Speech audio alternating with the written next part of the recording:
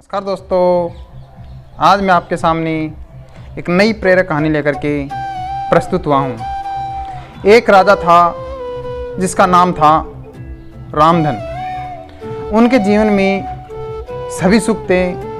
राज्य का कामकाज भी ऐशो आराम से चल रहा था। राजा के नैतिक गुणों के कारण वहाँ की प्रजा बहुत खुश थी। वहाँ की आर्थिक व्यवस्था भी दुरुस्त होती है। इस प्रकार हर क्षेत्र में राज्य का प्रवाह अच्छा था। इतने सुखों के बाद भी राजा बहुत दुखी था, क्योंकि उसकी कोई संतान नहीं थी। यह गम राजा को अंदर ही अंदर सताता था। प्रजा को भी इस बात का बहुत दुख होता था। वर्षों के बाद राजा की यह मुराद भी पूरी हुई और उसे एक पुत्र की प्राप्ति हुई। पूरे नगर में कई दिनों तक जश्न मना। नागरिकों को राजमहल में दावत दी गई। राजा भी इस खुशी में प्रजा के साथ झूम रहे थे। समय बीतता जा रहा था। राजकुमार का नाम नंदन सिंह रखा गया। पूजा पाठ एवं इंतजार के बाद राजा को संतान प्राप्त हुई थी, इसलिए उसे बड़े लाड प्यार से रखा जाता था। लेकिन अति किसी बात की अच्छी नहीं होती। अधिक लाड प्यार ने नंदन सिंह को बहुत बिगाड़ दिया था। बचपन में तो नंदन सिंह की सभी बातें दिल को लुभाती थी, पर बड़े होते होते यही बातें बदतमीजी लगने लगी। नंदन बहुत ही ज़्यादा जिद्दी हो गया था। उसके मन में अहंकार आ गया था। वो चाहता था कि प्रजा सदैव उसकी जय जयकार करे, उसकी प्रशंसा करे। उसकी बात ना सुनने पर वह कोलाहल मचा देता था। बेचारे सैनिकों को भी वह पैर की जूती ही समझता था। आए दिन उसका प्रकोप प्रजा पर उतरने लगा। वो खुद को भगवान के समान पूजना देखना चाहता था, लेकिन जनता उन्हें कैसे पूजे। आयु तो बहुत कम थी, लेकिन अहम यानी उसके अंदर घमंड कई गुना बढ़ चुका था। नंदन के इस व्यवहार से सभी लोग दुखी थे।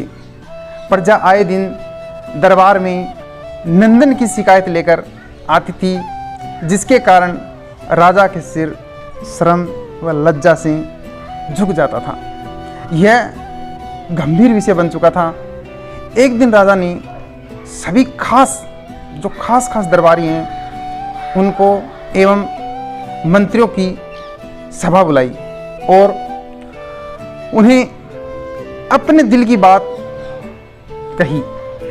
वे राजकुमार के इस व्यवहार से अत्यंत दुखी हैं। राजकुमार इस राज्य का भविष्य है। अगर उनका व्यवहार यही रहा तो राज्य की खुशहाली चंद दिनों में ही जाती रहेगी। दरबारी राजा को सांत्वना देते हैं और कहते हैं, आप हिम्मत रखें, वरना प्रजा निसहाय हो जाएगी। मंत्री ने सुझाव दिया कि राजकुमार को एक उचित मार्गदर्शन एवं सामान्य जीवन के अनुभव की ज़रूरत है। आप उन्हें गुरु राधा गुप्त के आश्रम में भेज दीजिए। सुना है वहाँ से जानवर भी इंसान बन करके निकलता है। यह बात राजा को पसंद आई और उसने नंदन को गुरुजी के आश्रम में भेजा। अगले दिन राजा अपने पुत्र के साथ गुरुजी के आश्रम पहुँचे। राजा ने गुरु राधा गुप्त के साथ अकेले में बात की और नंदन के विषय में सारी बात कही।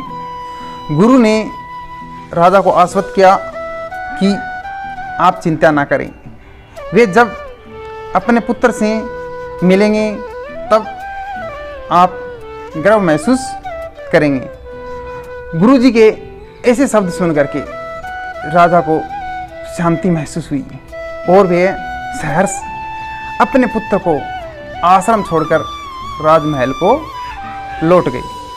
अगले दिन सुबह गुरु के खास चेले द्वारा चंदन को भिक्षा मांगकर खाने को कहा, जिसे सुनकर नंदन ने साफ साफ इनकार कर दिया। चेले ने कह दिया कि अगर पेट भरना है तो भिक्षा मांगनी होगी और भिक्षा का समय शाम तक ही है, अन्यथा भूखा रहना पड़ेगा।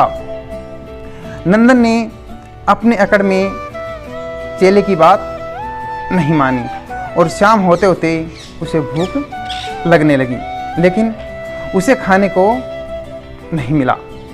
दूसरे दिन उसने भिक्षा मांगना शुरू किया। शुरुआत में उसके बोल के कारण उसे कोई भिक्षा नहीं देता था, लेकिन गुरुकुल में सभी के साथ बैठने से उसे आधा पेट भोजन मिल जाता था।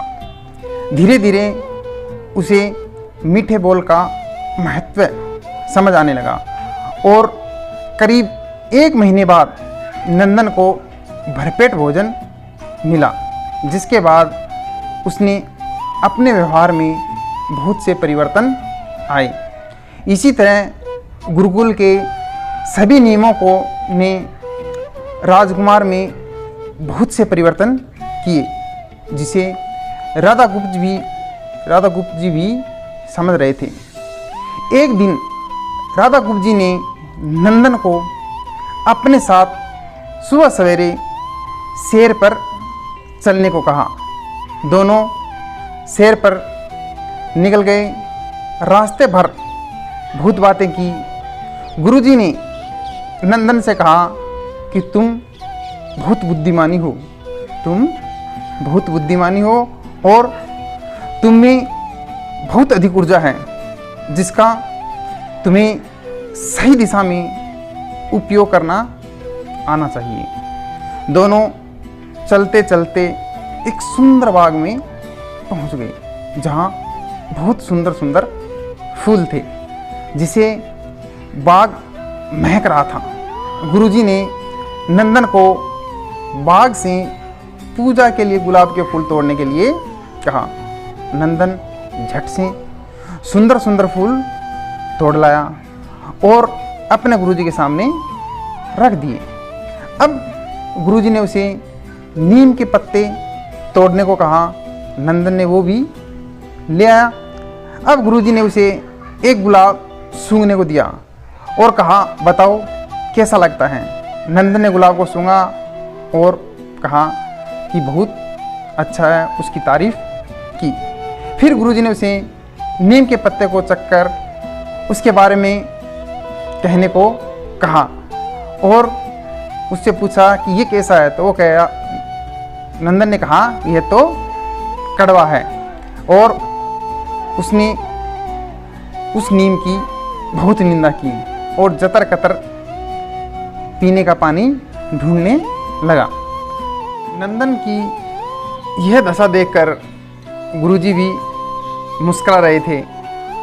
पानी पीने के बाद नंदन को राहत मिली।